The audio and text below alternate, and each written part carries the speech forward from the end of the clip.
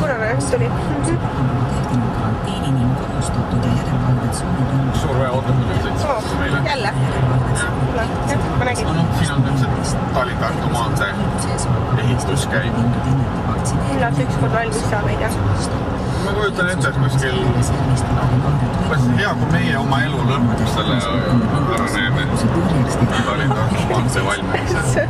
Aga ma ikkagi ütleks seda välja, et mina olen nõus täiesti toetama just seda erakonda, kes selle ära teeb. Minu meelest see on nagu Eesti kõige põletavam probleem, Tallinna-Tartu maantee. Seal võib tekkida see moment, et Eestis lihtsalt ei ole sellist jälle auto, näed. Mis meil praegu siin on, ma küsin? Aga mis sa ütlesid? Et Eestis lihtsalt ei ole sellist erakonda. No Reformierakond vast võiks ju kätte võtta selle asja. Jah, aga millegi pärast nad ei saa hakkama. Kuna neil on see teiste erakondade vastasseis. Võib-olla, jah. Ei tea. Aga praegu igal juhul ehitus käib. Jah. Päris hoogsalt ütleks. Jah, et loota on võib-olla isegi, et saab vähemalt mingi osa valmis. Siin päris kõva sebimine käib. Autosid on päris palju peal. Tundub, et asjaga tegeletakse. Mis võimaldaks leppida kokku uue kliimapakti koostamise läbirääkimiste aluspõhimõtetes.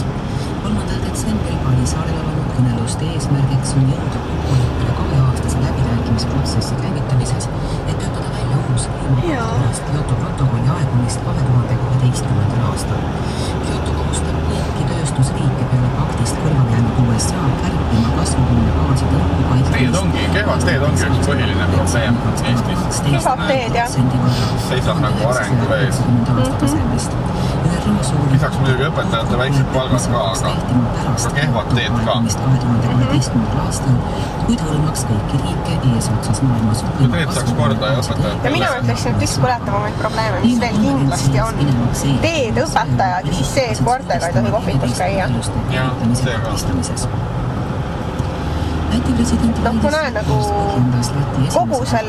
kogu probleem, mis tegelikult tuleneb nendest loomadest, on ühiskonna suhtumine. Siin on diskrimineerimine, eks samas looma tappa ära ei tohi, on ju. Kuigi loomi endiselt viiakse metsa, uputatakse nii-öelda, viiakse. Et tegelikult peaks see suhtumine algama peale. Perekooli nii-öelda. Jah, algama peale sellest, et sa tohid loomaga tulla kohvikusse ja looma nähakse täieõigusliku, mitte ainult pereliikmena, vaid täieõigusliku ühiskonnaliikmena. Selles on minu meelest see probleem. Ja see ei ole ju küsimus, et loom lihtsalt tuleb, vaid ta tuleb ju koos oma peremehega. Jah, absoluutselt. Selles suhtes me tahaks teha. Ma saan aru tõesti, kui loom lihtsalt tuleb jalutama kuskile kohvikusse. Ja tõtta sina kausta lahti. Ta nagu lastakse välja sealt. Ta tuleb koos peremehega. Et siis peaks nagu tõesti viisakas kohvikuomaanik toob loomale joogikaus ja kaks nõukaruugat, siis ma ütleksin niimoodi selle peale.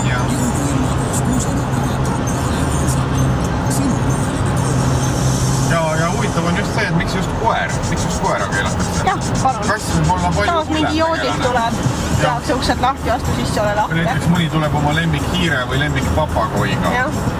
Või näiteks inimesed, kellel on kirgud, neid ei jäeta välja. Jah, kuigi ta tuleb koos kirkudega. Miks kirp on eelistatumasse eesmärgis kui koer? Jah. Näiteks. Tekib kohe küsimus. Inimesel, kellel on peas näiteks täid või midagi. Sama lugu. Absoluutselt samamoodi, aga see on palju ohtlikum kaasinimestele, ma ütleksin. Muidugi. Või inimene, kellel on viirused näiteks küljes. Seda ei jäeta välja kohvikust ja poest. Just nimelt. Kuigi ta on palju ohtlikum kaaskodanikele. Ta kannab endaga kaasas viiruseid. Kui koeraga kodanik.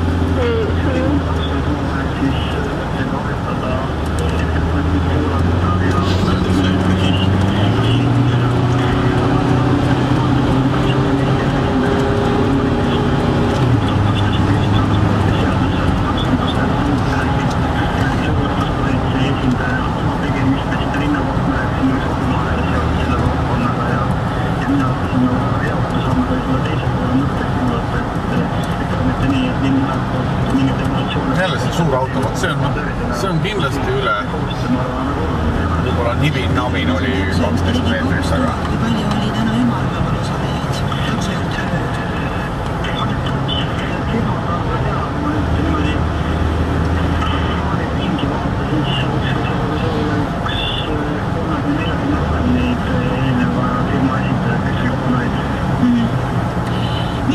Mis on siis taksojuhtide mured, kui soovisite kuulda ka nende probleemidest ja nende poole pealt, siis millega välja tuldi?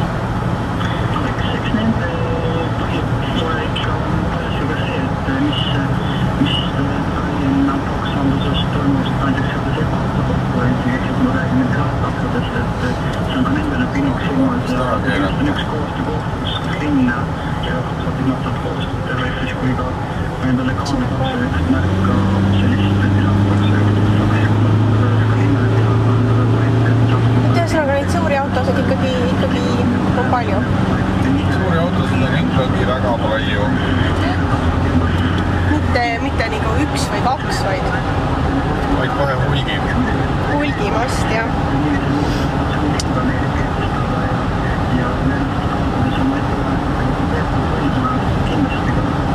Tegelikult peaks olema nii, et senikaua, kuni see 4-realine tee pole valmis, tuleks suurtel autodel üldse sõitmine ära keelata põhimaanteedel.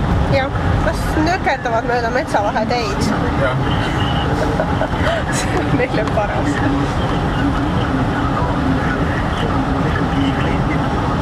Siis muidugi ei jää metsavahe teedest suurt midagi järgi.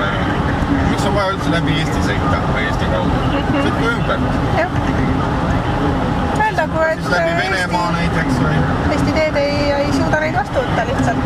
Jah, Eesti pole selleks valmis. Pole valmis. Milleks põnitada.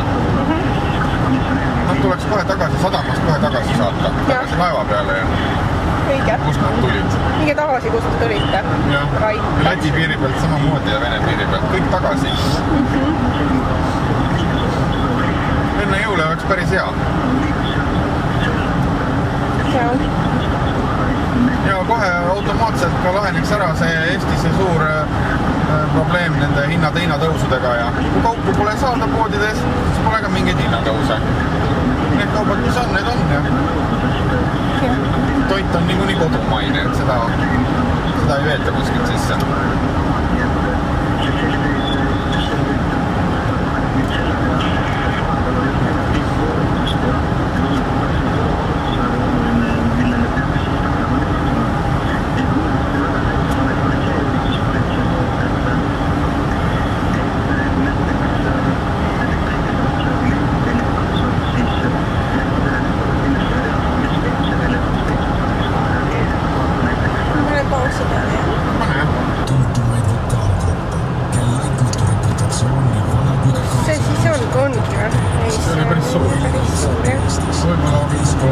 Nibin-nabin jäi 12 meetri miinusesse, aga nad üritavad läbi lipsata.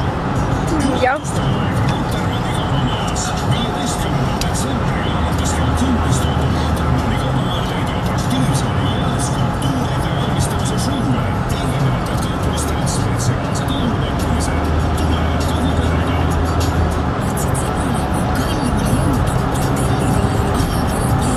Sealt tuleb jälle üks.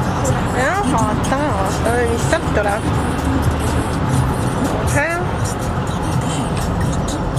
No see vast, ma ei tea. See on jälle siuke lühemalt sealt teosta. Siuke lühemalt sealt, jah.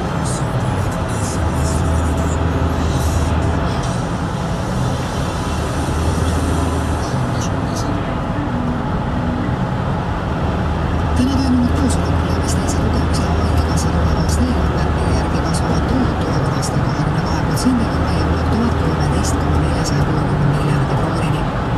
Päris uue rea on eelarves raviasutuste kapitalikudu sihtotstarbelise eraldisena otse riigieelarvest. Kulutused ravikindlustusele suurenevad 21% võrra 12,377 miljardi kroonini. Eelarve prioriteedid on hoidekassa suuri eriti ei ole. Seal alguses oli minu meelest. See ongi kõige parem seal alguses.